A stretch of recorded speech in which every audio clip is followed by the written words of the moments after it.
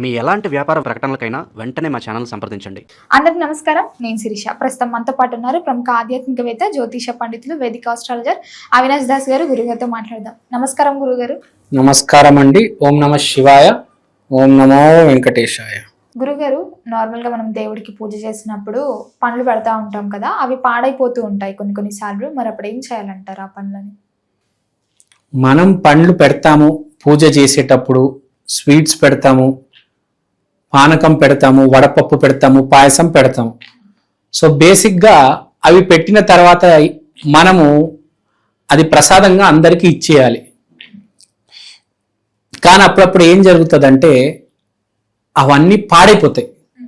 మనము ఆ ఇగ్నోరెన్స్లో తెలుసో తెలియకో మర్చిపోతాం, ఆ పండ్లు అక్కడ పెట్టేసి మర్చిపోతాం.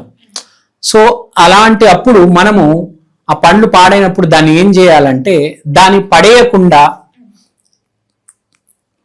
మనం దాన్ని ఎక్కడైనా పెట్టేస్తే ఏ చెట్టు దగ్గర అవి పురుగులో ఏ చీమలో ఏవో వచ్చి అవి తినేస్తాయి దానికి కావాల్సింది, మిగతా అంతా డీకంపోజ్ అయిపోతుంది.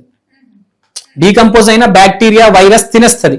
ఎవరు ఏది తినాలో అది తినేస్తారు, ఎవరికి ఏది కావాలో అది వెళ్ళిపోతుంది.